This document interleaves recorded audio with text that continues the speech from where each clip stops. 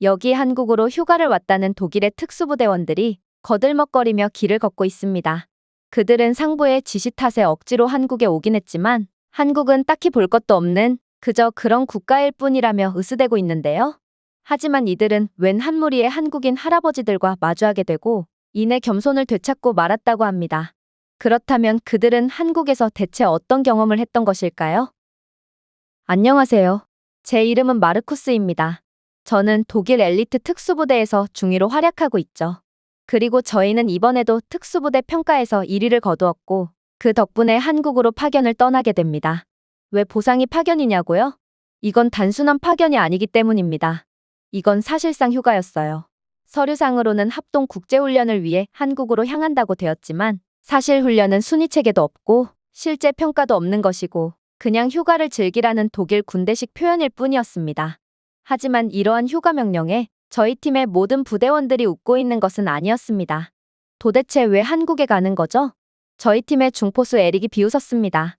그의 발언에 저는 고개도 들지 않았어요. 무슨 일이 일어날지 알고 있었거든요. 사실 에릭이 한국 파견에 대해 기대하지 않는 이유는 간단했어요. 그는 뼛속부터 군인인 녀석으로 독일보다 국방력이 낮다고 생각되는 국가는 상대조차 안 하려고 했거든요.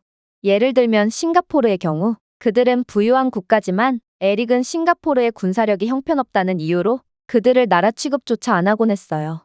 특히나 그는 작년에 중국 해군 특수작전부대와 함께 실시했던 국제평가를 언급하며 한국이나 중국이나 별반 다르지 않을 거라는 말을 했기에 저로서는 그를 설득할 어떠한 명분도 없었죠.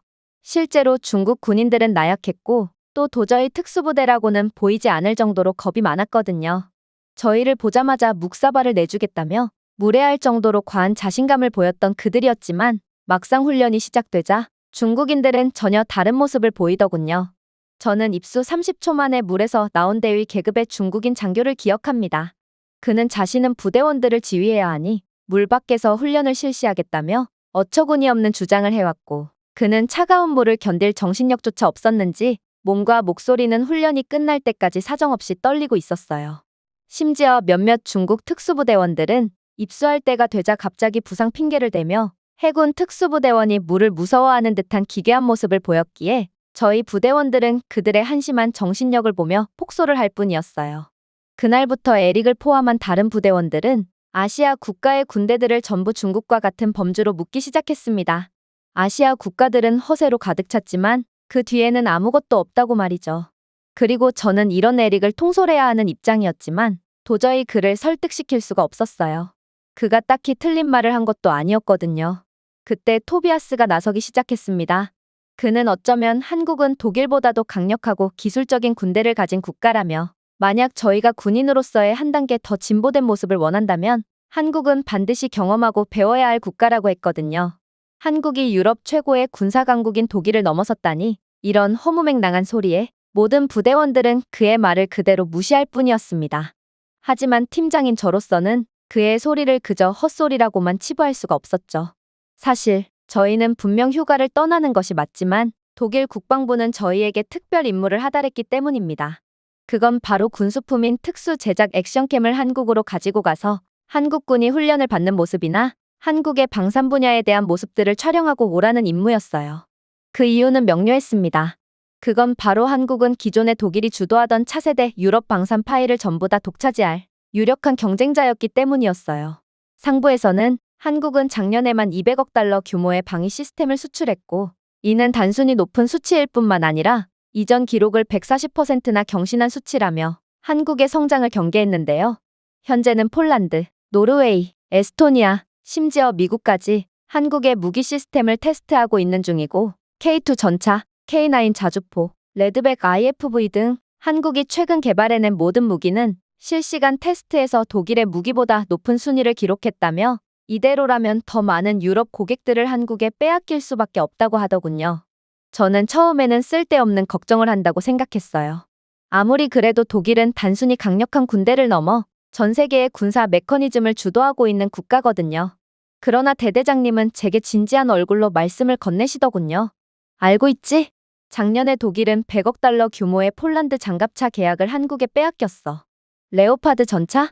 과거에나 없어서 못 팔았지. 이제는 입찰조차 거절당하고 있어. 한국의 K2 전차가 승리하고 있거든. 독일의 자존심인 라인메탈사가 개발한 신형 자주포? 장전하고 재배치하는데 12분이 걸리지. 하지만 K9 썬더는 2분 30초 만에 모든 것을 수행할 수 있어. 심지어 이동 중에도 발사할 수 있지. 도대체 한국은 어느 틈에 이러한 말도 안 되는 기술력을 가지게 된 건지 한국에 가는 김에 조사해 오도록 해. 맞습니다. 어찌 보면 이건 휴가가 아닐 수도 있었어요. 이건 정찰이었던 거죠. 그렇게 토비아스의 계속된 설득 끝에 에릭은 점점 마음을 열었고 저희는 무사히 인천공항에 입국하게 됩니다. 하지만 저희는 한국 공항에 도착하자마자 엄청난 사고를 겪고 말았고 공항 입국 심사를 마치기가 무섭게 한국에 대한 불신을 멈추고 그 자리에 주저앉고 말았습니다.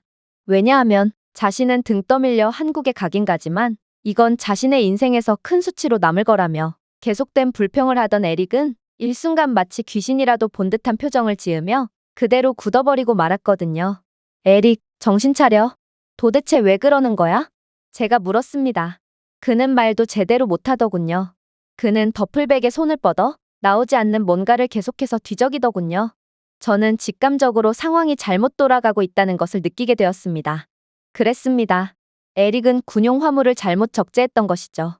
군용 액션캠과 그 안에 암호화된 자료들 등 그것은 기밀까지는 아니었지만 대외비 자료고 또한 아무리 흔하디흔한 액션캠이지만 아무튼 그건 군용품이므로 절대로 잃어버려선 안 되는 것들이었습니다. 하지만 에릭은 한국 파견을 안일하게 생각하다가 그만 다른 비행기에 그러한 군용품과 대외비 자료들을 보냈던 것입니다. 그것들은 한국으로 오지 않았습니다. 그것들은 길을 잃었던 것이죠. 최악이었던 것은 에릭은 그러한 군사 자료를 도대체 어느 항공기에 실었는지도 전혀 기억을 해내지 못했다는 것입니다. 당연히 이건 단순한 물류 오류가 아니었어요. 이건 국제 군사 규약을 위반한 것이었습니다.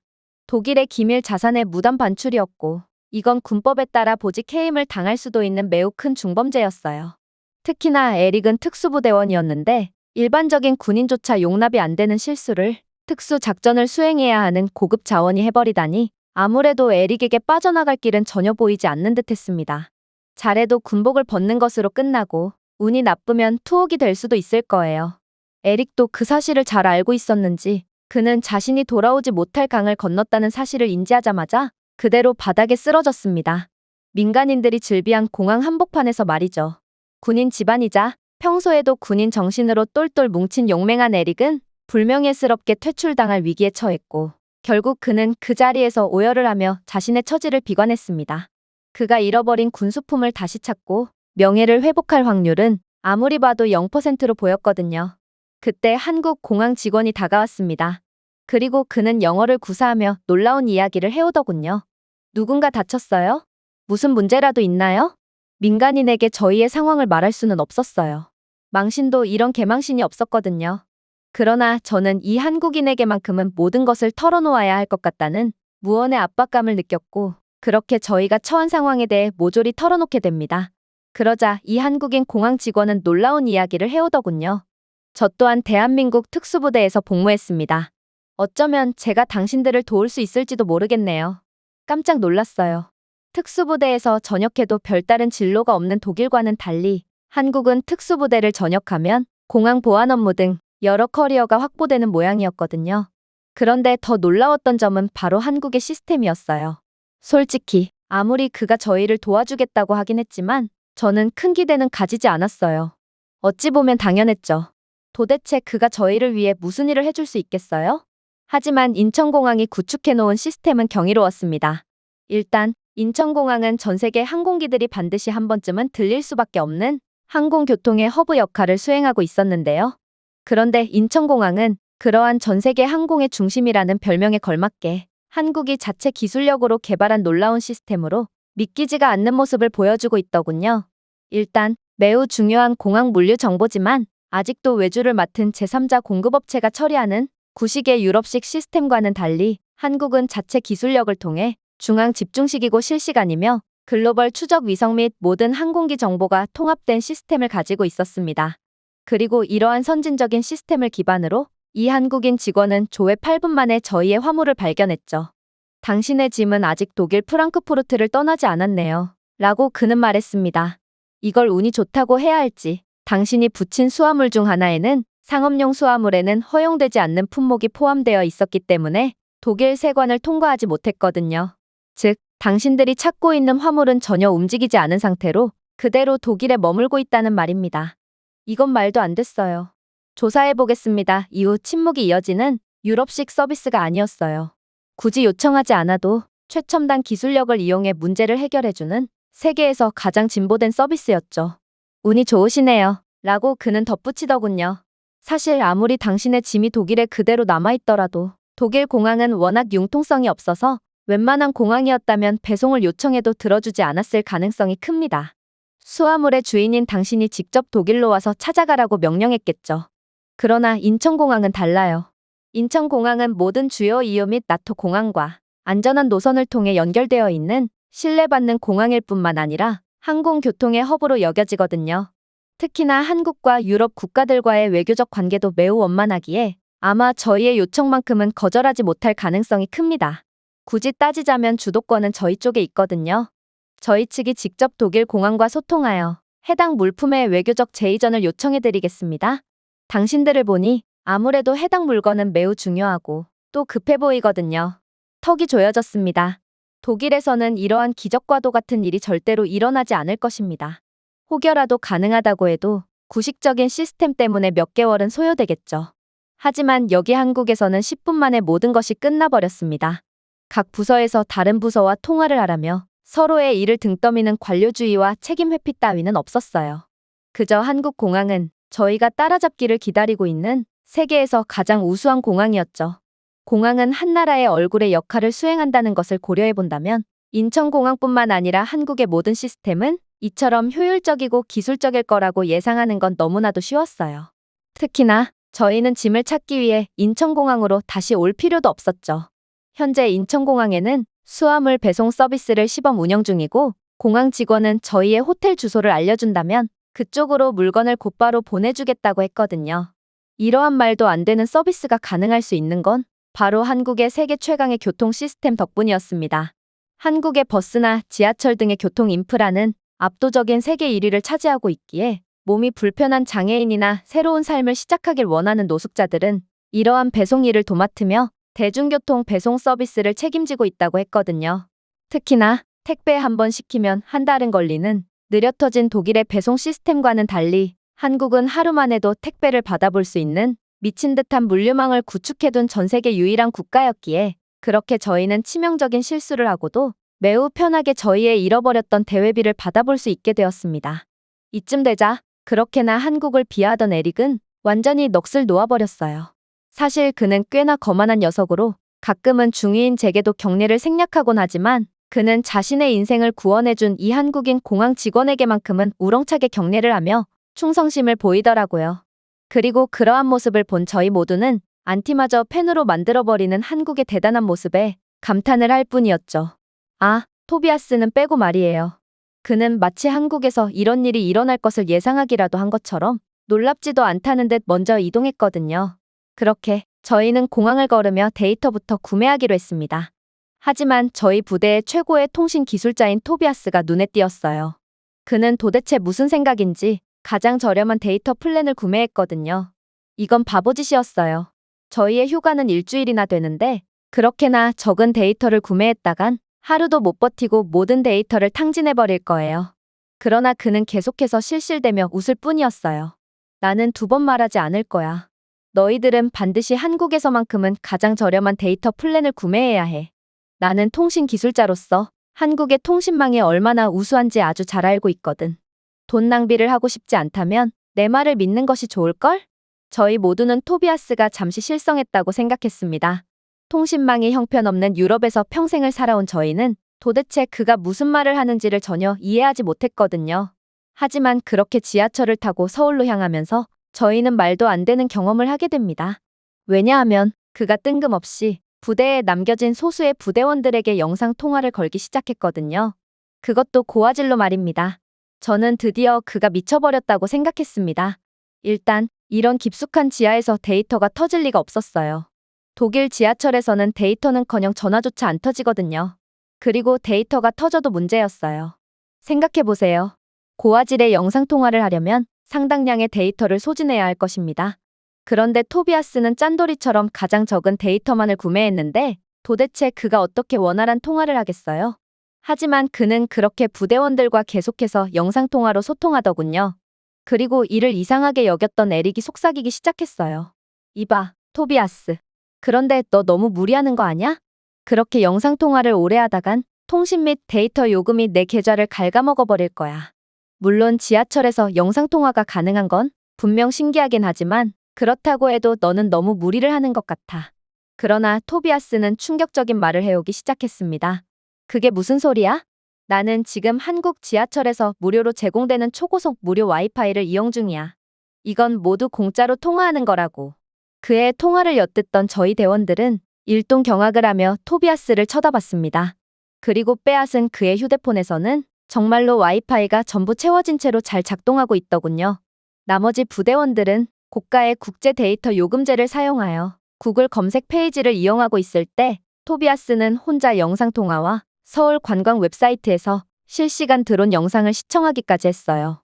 그리고 저희는 토비아스의 말을 듣지 않고 한국을 의심한 탓에 심각한 손해를 보게 된 상황에 울상을 지을 뿐이었죠.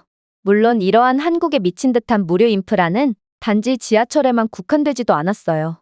한국의 인프라는 모든 곳에서 저희를 놀래켰거든요. 카페, 공원, 심지어 공중화장실에서도 토비아스는 무료 와이파이에 연결해 동영상까지 다운로드하더군요. 저는 일전에 대대장님의 말씀이 떠올라 갑자기 두려움이 엄습했습니다. 저는 한국은 독일을 진작에 역전한 상태일지도 모르겠다는 대대장님의 말씀을 허무맹랑한 소리로 치부할 뿐이었습니다. 하지만 한국과 독일의 인프라 차이는 극명했어요. 독일은 분명 유럽 최고의 경제 강국입니다. 저희는 엔지니어링에 대해 자부심이 있는 국가죠. 하지만 그럼에도 공용 와이파이는 사실상 거의 없는 수준입니다. 길거리에서도 데이터가 터지면 운이 좋은 경우죠. 대부분의 공공장소에는 무료 와이파이는커녕 돈 주고 사용하는 데이터조차 제대로 안 터지거든요. 하지만 한국에서는 그냥 연결만 하면 됩니다. 광고도 없고 가입도 없고 사기나 해킹도 없었어요. 그리고 잔뜩 현타가 온 저희 대원들에게 토비아스는 놀라운 이야기를 해오더군요. 독일은 탱크를 만들지. 그러나 한국은 생태계를 구축해. 슬프게도 이제는 탱크조차 한국이 더 잘 만들게 되었지만 말이야. 그렇게 저는 한국을 마치 적국 취급하며 무시했던 에릭조차도 몰래 와이파이를 이용하여 편의를 즐기는 모습을 보며 어쩌면 한국은 21세기를 초월한 국가일지도 모르겠다고 생각할 뿐이었습니다. 그렇게 저희는 서울 이곳저곳을 구경했습니다. 분명 아시아에서 독일을 넘어선 국가는 존재할 수가 없다고 믿었던 저희였지만 한국은 그저 평범한 길거리를 걸었을 뿐이었음에도 독일보다 훨씬 부유하고 기술적인 국가라는 것이 확연해 보였습니다. 하지만 이러한 한국에 대한 놀라움도 잠시 저희는 이내 한국에서 생각지도 못한 장면을 목격하고 그대로 패닉에 빠지고 맙니다. 저희가 길거리를 거닐고 있을 때 맞은편에서 대낮에 주요 거리를 따라 걸어오는 사람들은 군복을 입은 남자들로 가득 차 있었습니다. 방탄 헬멧을 착용하고 있었고 소총이 어깨 위에 매달려 있었어요. 저 사람들, 군인들인가요? 에릭이 물었습니다. 젠장, 쿠데타라도 일어났단 말이야? 아니면 북한이 마침내 한국을 쳐들어오기라도 한 거야? 그의 눈에는 긴장한 기색이 역력했어요. 잠깐만, 진정해. 제가 말했습니다. 일단 뉴스부터 찾아보자. 무슨 일이 일어난 게 분명해. 하지만 아무것도 없었어요. 알림도 없고, 대피도 없고, 사이렌도 없었죠. 그럼에도 불구하고 그들은 계속해서 저희에게 다가왔습니다. 20대, 심지어 30대 남성들도 있습니다. 하지만 더욱 놀라웠던 점은 다른 한국인들은 총까지 메고 있는 이러한 군인 무리들을 보고도 전혀 신경 쓰지 않고 지나쳐 갔다는 것입니다. 도대체 무슨 일이 일어난 거야? 에릭이 거의 절규하며 속삭였습니다. 그러자 입을 꾹 닫고 있던 토비아스가 마침내 웃음을 터뜨리며 말했습니다. 침착해. 저 사람들은 예비군일 뿐이야. 이건 한국에서 연례훈련의 일부일 뿐이지. 저희는 무슨 뚱딴지 같은 소리를 하냐는 듯 일제히 그를 쳐다봤습니다. 그리고 에릭은 도저히 믿기지가 않는다는 듯 눈을 깜빡이더군요. 그들은 무장했어. 소총까지 들었단 말이야. 그리고 어떤 예비군이 자신의 여가 시간을 기꺼이 할애해가면서 훈련에 참여할까? 이건 도저히 말이 안 돼. 그러자 토비아스가 인상을 찌푸리더군요. 너 정말 한국에 대해서 아무것도 모르는구나? 내가 그러고도 군인 집안 출신이자 독일군의 발전을 위해 한몸 희생한다는 말을 할 자격이 있어? 한국은 우리가 반드시 보고 배워야 할 시는 군사강국이라고. 잘 들어봐. 대부분의 한국 남성들은 의무복무 2년을 마치고도 매년 예비군 훈련을 받곤 해. 현역 복무 후에는 최대 40세까지 예비군 부대에서 복무하며 그 후에도 60대까지 민방위 훈련이라는 군사훈련을 받지. 에릭은 어색하게 웃었습니다. 어떤 나라가 그렇게까지 한단 말이야? 독일인들이라면 자신들의 개인 여가 시간을 침해하지 말라며 폭동을 일으키고 말 거야. 어디긴 어디야. 한국이지. 그리고 이게 바로 한국이 객관적인 전력으로만 평가받을 수 없는 국가인 이유야. 토비아스가 단호하게 말했습니다. 한국은 전시 상황에서 24시간 내에 310만 명 이상의 훈련된 병력을 동원할 수 있는 국가야. 이건 전 세계 최고 수치지. 생각해봐. 한국은 인구가 5천만 명을 조금 넘었을 뿐인 작은 국가야. 그럼에도 불구하고 어떻게 한국이 세계에서 5번째로 강력한 군사력을 가졌다고 평가받는지를 생각해봐. 저는 눈을 깜빡였습니다. 이건 말도 안 되는 소리였거든요. 토비아스, 그건 말도 안 돼. 그 숫자는 독일의 현역과 예비군을 합친 것의 4배에 달하는 규모거든. 독일은 유럽에서 가장 군사력이 강력한 국가야. 그런데 한국이 유럽에서 가장 강력한 국가보다 4배나 가용 인원이 많다는 게 말이나 되는 소리라는 거야? 하지만 토비아스는 제 말을 그저 무시할 뿐이었어요. 그리고 우리와 달리 한국은 실제로 예비군을 훈련시킵니다. 독일은 예비군 훈련 자체가 없잖아요. 심지어 한국은 징병제 국가답게 모든 남자들은 총을 다루는 법에 대해 배웁니다. 즉, 유사시에는 5천만 인구 중 절반의 국민들을 군 병력으로 가용할 수 있다는 말이죠. 그렇게 더더욱 한국은 사실상 전 세계에서 가장 많은 병력을 가진 국가라는 말입니다. 그러면서 토비아스는 길쪽을 가리켰습니다. 잘 보세요. 이 사람들은 유럽처럼 서류 작업이나 커피를 마시기 위해 예비군 훈련에 오는 것이 아니에요. 실사격 훈련을 한단 말입니다. 전술 시뮬레이션, 도시 전투 시나리오 등 매년 말이에요. 저는 할 말을 잃고 말았습니다. 독일에서는 예비군 훈련 자체가 없기도 하지만 수행할 수가 없기도 합니다. 시민들은 독일 군복만 봐도 나치가 연상된다며 불평을 하고 부대 내에서 나오는 전투기나 전차의 소음에도 민원을 제기하며 제대로 된 훈련조차 못하게 하거든요. 그러나 한국은 예비군을 공개적으로 자신 있게 효율적으로 도시에 파견하고 있었습니다. 그리고 모든 한국의 시민들은 당황하지 않았어요. 그들은 그것을 존중하고 있었죠. 아무래도 한국인들은 예비군 훈련을 받는 이 남자들이 유사시에는 최후의 방어선이 될 수 있다는 것을 알고 있기 때문인 것 같았습니다. 하지만 군인 집안으로서 독일군에 대한 자부심이 상당히 높았던 그는 한국이 독일보다 훨씬 경쟁력 있는 군대를 가졌다는 사실을 도저히 인정하려 들지 않았어요. 그래봐야 그들은 중년 남자들일 뿐이야. 그렇게 효과적일 수는 없어. 그 정도로 나이 든 사람들이라면 차라리 없는 이만 못할 거야. 독일의 일당백의 우수한 병력들이 훨씬 낫다고. 그러자 토비아스는 눈썹을 치켜 올렸습니다. 세계는 매번 각국의 예비군 전력을 평가하곤 해. 그리고 한국 예비군은 현역 나토 정규군 부대를 상대로 승리를 거둔 적도 있는 전 세계 1위의 평가를 받고 있는 병력이야. 즉, 이들은 현역 병사 못지않은, 아니, 오히려 더 강력한 자원들이라고. 그리고 이유는 모르겠지만 한국군의 사격 명중률 또한 세계 평균을 훨씬 상회하는 세계 1위라고 해. 독일군이 일당백이라고? 한국 예비군은 그런 일당백의 독일 현역들을 그대로 잡아먹을 수 있는 무서운 사람들이야. 심지어 한국의 중장년층으로 구성된 민방위 병력들마저 특유의 말도 안 될 정도로 높은 사격 실력으로 웬만한 군대의 현역 군인들의 전투력을 상회할 수도 있지.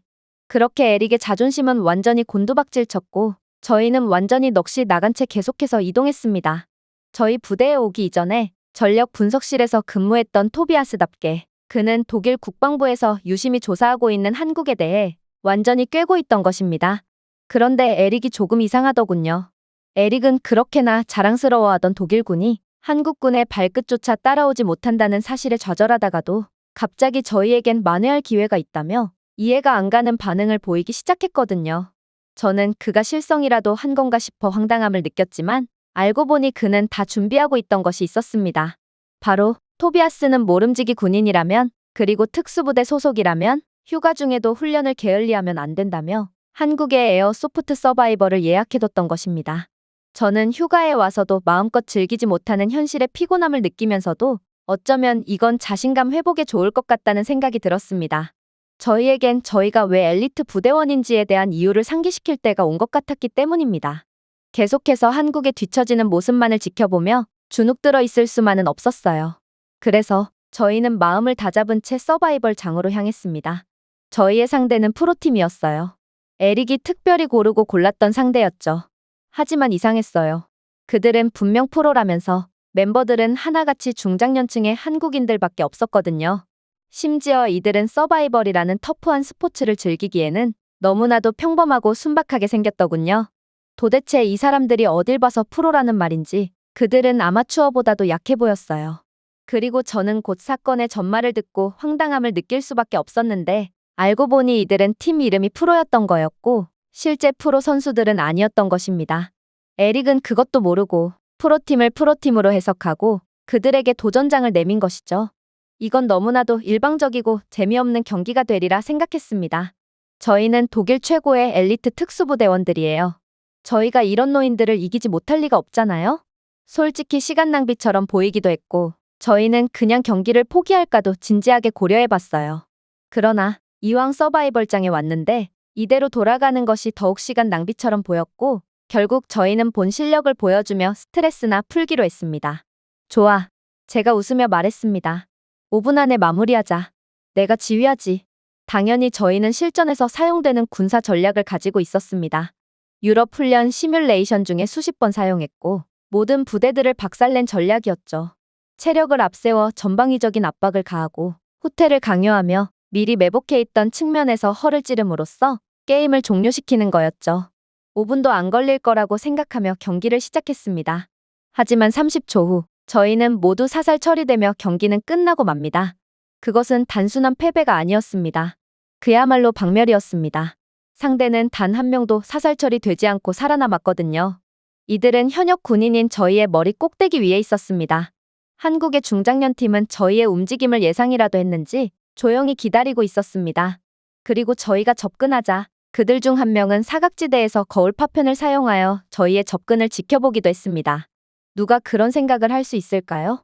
저희가 오른쪽 측면을 돌격했을 때 백발의 한국인 남자는 저희의 경로를 예측했습니다.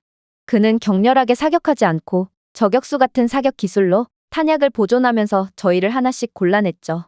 여기서 패잔병이 되어 돌아갈 수는 없었습니다. 저희 부대원들과 독일의 명예가 눈에 밟히며 엄청난 수치심이 들었거든요. 그렇게 저희는 재도전했습니다. 하지만 이번에도 저희는 1분 만에 격퇴당했습니다. 한국의 중장년 민방위들에 의해서 말입니다. 저희 각자는 서로 다른 각도에서 분리되어 접근했고 나무를 두드려서 혼란을 일으키며 심지어 나토 교리를 모방한 지연된 측면 회전까지 사용했습니다. 하지만 이들은 특유의 단합력으로 저희를 순식간에 모조리 끝내버렸어요. 지시를 내리던 백발의 한국인 남자가 쓰러지자 다른 팀원이 지체 없이 포인트 리더로 즉시 자리를 잡았습니다. 한국인들은 마치 하나의 유기체처럼 움직이며 실시간으로 적응했죠. 저희 팀은 지휘를 맡은 제가 쓰러지면 지휘를 이어받을 사람이 없어 그대로 흩어지고 맙니다. 그러나 한국인들에겐 철저한 내부 규율이 있었고 이건 최고 수준의 전투 부대에서만 목격되는 모습이었기에 민간인인 이들이 이러한 말도 안 될 정도로 전략적인 모습을 보여줬다는 것에 대해 도저히 믿기지가 않았어요. 그렇게 총 5번의 연패 끝에 저희는 마침내 가망이 없다는 것을 알고 항복했습니다. 저희는 그늘에 누워 땀을 흘리며 말문이 막힌 채로 있었고 한국팀은 침착하게 장비를 벗고 주말 하이킹을 마친 것처럼 웃고 떠들고 있었습니다. 그들 중 한 명이 저희에게 시원한 보리차를 대접하러 왔습니다. 한국은 이러한 산기슭에서조차 데이터가 터지고 있었고 저희는 번역 앱을 통해 대화를 주고받을 수 있었어요. 저는 해병대에서 복무했어요. 그리고 저기 백발의 사내는 특수부대 조교 출신이죠. 20년 전에 은퇴했지만 여전히 날카롭지 않나요? 역시나 한국인들은 그저 평범해 보이는 노인들조차 걸어다니는 생체 병기였던 것입니다. 하지만 그들은 어떻게 아직도 현역 이상의 전투력을 유지할 수가 있단 말인가요? 저는 망설이다 물었습니다. 왜 아직도 이렇게 훈련하시는 건가요? 그러자 그는 잠시 멈췄다가 간단히 말하더군요. 왜긴요. 언젠가는 조국이 다시 제게 전화할 수도 있잖아요. 저는 깜짝 놀라 그의 옆에 앉았습니다. 독일에서는 대부분의 예비군이 민간인 생활로 사라집니다. 우리는 포탄이 없는 탱크를 가지고 있어요. 명확한 교리가 없는 군인들이죠. 파워포인트 슬라이드로 끝나는 훈련만을 받고 있습니다. 한국인 노인은 고개를 끄덕였습니다. 한국에서는 훈련이 끝나지 않아요. 우리는 전쟁을 기억하기 때문입니다. 그의 목소리는 고통을 담고 있지 않았습니다. 그저 명확했을 뿐입니다. 물론 우리는 은퇴를 한 노인들일 뿐이고 우리의 젊은 세대들이 잘해주겠죠. 그러나 저를 포함한 모든 한국의 중장년 세대들은 국가가 위기에 빠졌을 때 기꺼이 한 몸을 바칠 준비가 되어 있어요. 몇몇은 겉으로는 쑥스러워서 아니라고 말하기도 하지만 저는 그들 또한 반드시 조국을 위해 목숨을 바칠 것을 확신해요. 이유는 모르겠네요. 한국인들은 그렇게 설계된 사람들이거든요. 실제로 2010년 북한이 연평도를 포격했을 때 현지 주둔군을 강화하기 위해 현역 군인과 함께 곧장 예비군 병력이 지원왔었다고 했습니다. 포격 직후 곧바로 예비군이 무장하고 배치되어 작전을 수행했다고 했죠. 매년 250만 명이 넘는 한국 남성들이 학생부터 의사, CEO까지 그 누구도 배제 없이 의무 훈련을 받고 있다고 했어요. 그들은 그곳에서 싸우는 법, 지휘하는 법, 따르는 법을 배운다고 했죠. 즉, 한국인들은 말로써 드러낼 필요가 전혀 없었던 것입니다. 실제 사건이 한국인들의 헌신적이고 나라를 위해 한 몸 바치는 희생적인 면모를 여실히 증명해주고 있었거든요. 그렇게 저희는 기술이 부족해서가 아니라 개인적으로 싸웠기 때문에 패배했다는 사실을 깨달았습니다.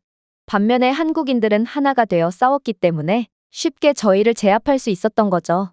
천천히 고개를 끄덕이며 패배를 완전히 인정했습니다. 하지만 더 놀라웠던 점은 마치 기계처럼 움직였던 한국의 노인들은 수년 동안 호흡을 맞춰왔던 것이 아닌 지난달에야 만났다는 것이었습니다.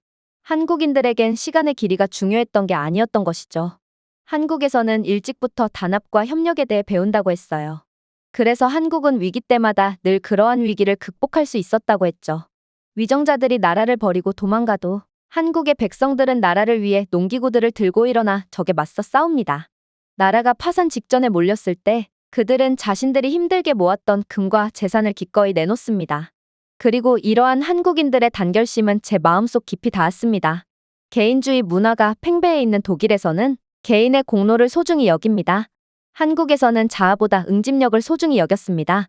영광보다 규율, 자아보다 국가를 말이죠. 그리고 그것은 한국인들을 그 누구보다도 무섭게 만들었습니다. 저는 일어나서 그들에게 격려를 했습니다. 그리고 외쳤죠. 당신의 나라가 다시는 당신을 필요로 하지 않기를 바랍니다. 당신을 위해서, 그리고 적국을 위해서라도 말입니다. 당신들을 적으로 둔다면 정말 상상조차 하고 싶지 않네요. 한국인 노인은 희미하게 미소를 지었습니다. 저도 절대 그러지 않기를 바랍니다. 하지만 저는 준비가 되어 있습니다. 모든 한국인들이 말이죠. 그날 밤 저는 숙소로 돌아가서 서울의 반짝이는 스카이라인 너머 창밖을 내다보았습니다. 저는 네온사인과 세계 최고의 지하철 인프라 이상을 보았습니다. 대대장님의 말씀처럼, 그리고 독일 국방부가 한국을 유심히 지켜보고 있는 것처럼 한국은 제게 믿기지가 않는 경험과 가르침을 선사해 주었습니다. 그리고 독일이 아무리 한국을 연구하고 견제한다고 해도 독일은 절대로 한국처럼 할 수 없을 거라는 것도 깨닫게 되었죠. 왜냐하면 한국이 경쟁력을 키워온 방식은 전 세계에서 유일하게 한국만이 할 수 있고 한국만이 달성한 성과기 때문입니다. 제가 준비해온 내용은 여기까지입니다. 끝까지 시청해주셔서 진심으로 감사드리며 여러분들의 구독과 좋아요, 알림 설정은 영상 제작에 큰 힘이 됩니다. 이상 세모튜브였습니다.